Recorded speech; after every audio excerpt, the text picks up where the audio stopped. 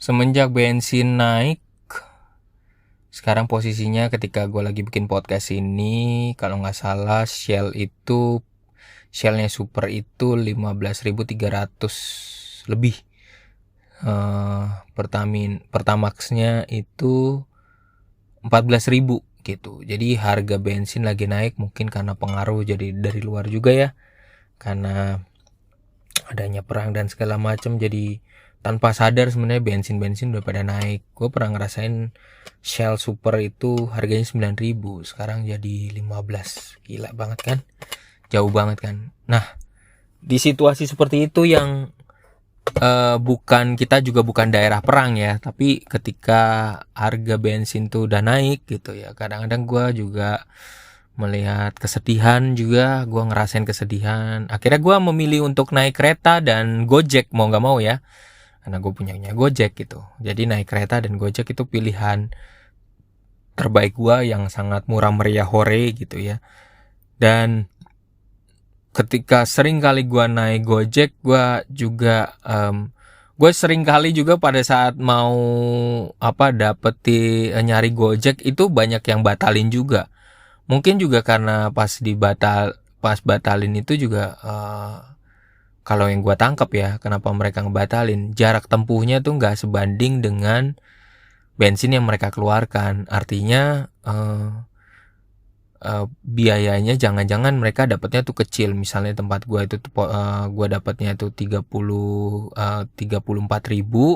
di tempat dia cuma dapatnya sebenarnya 20.000 lebih gitu. Atau kita bisa katakan potongannya yang sering banget gue dengar adalah potongannya sampai 20%, dan mereka tetap ngambil loh, Gojek itu tetap ngambil. Jadi Gojek saat ini juga struggle banget ya. Abang drivernya tuh struggle banget karena potongannya 20% dengan harga bensin yang makin tinggi gitu. Ya kalau mereka Pertalite, kalau masih ya gunain Pertalite ya udah. Tapi kalau nanti Pertalite-nya dihapus, mereka bagaimana? Kan kadang-kadang kita nggak bisa memprediksi ke depannya, karena ketidakpastian itu sangat sulit diprediksi banget gitu. Apalagi tahu-tahu nanti di depan tiba-tiba Pertalite dimatiin, terus harga bensin tetap tinggi. Ya memang sih orang-orang bensin juga harus, pengusaha-pengusaha bensin juga harus survive juga ya. Jadi bukan hal yang mudah sekali lagi ini terkait dengan bensin. Makanya sekarang mobil listrik digencarin, motor listrik digencarin. Kita nggak tahu apa yang akan terjadi gitu. Buat para Gojekers online tetap semangat, buat para Gokars juga harus tetap semangat ya. Harus berusaha survive, cari-cari ide. Harga bensin juga makin tinggi, makanya gue juga sekali lagi kan tadi gue bilang gue memilih untuk naik kereta, karena kadang-kadang harga bensin udah makin gak masuk akal. Jadi gue juga ya kan lama-lama gue juga bukan orang kaya, gue juga gaji juga terbatas.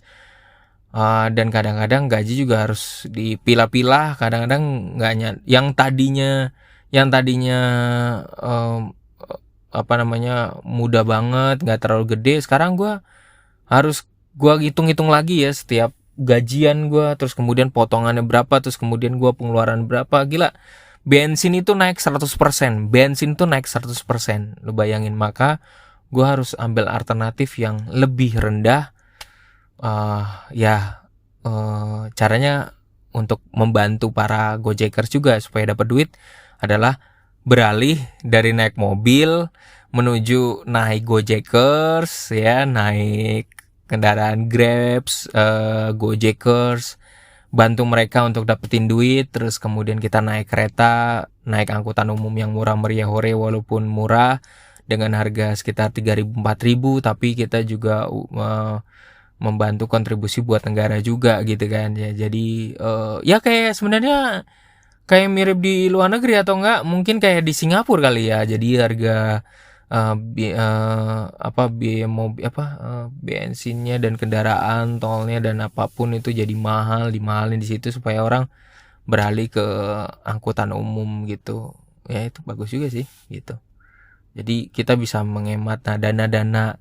Nah kadang-kadang gue ingin mensupport juga buat kalau para Gojekers. Gue nggak tahu sih di antara para Gojekers itu kan Pasti ada yang duitnya aman, ada duitnya yang sifatnya panas terus, ada yang kurang banget ya, kurang juga bertahan hidup, makannya didikitin. Jadi pun kalau misalnya duit Anda memang mungkin hari ini ada yang dengerin Gojekers, ada yang dengerin podcast gua, dan dimana lo memang di dalam tabungan lo ada uang lebih gitu ya, baiknya itu dimasukin di reksadana. Jadi lo juga berinvestasi juga dimasukin di reksadana sehingga bisa melawan inflasi. Tapi kalau misalnya dana lo memang dasarnya udah kurang, ya tetap semangat cari tambahan, tetap semangat cari tambahan, cari ide, cari tambahan, cari ide, cari tambahan. Dah, that's all. Cuman itu solusinya, dan nggak bisa ada pilihan lain ya gitu.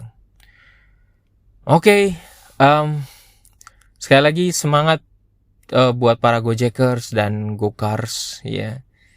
Driver kalian, pejuang-pejuang yang luar biasa yang tanpa THR sedikit pun, terus kemudian juga lagi bergelut dengan biaya bensin yang cukup tinggi.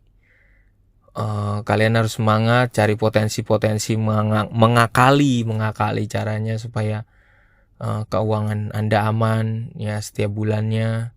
Khususnya juga buat Anda yang ini nih, khususnya buat Anda yang jadi Gokars driver maupun jadi Gojekers driver masih sambil utang kendaraan Anda gitu, masih sambil nyicil kendaraan Anda.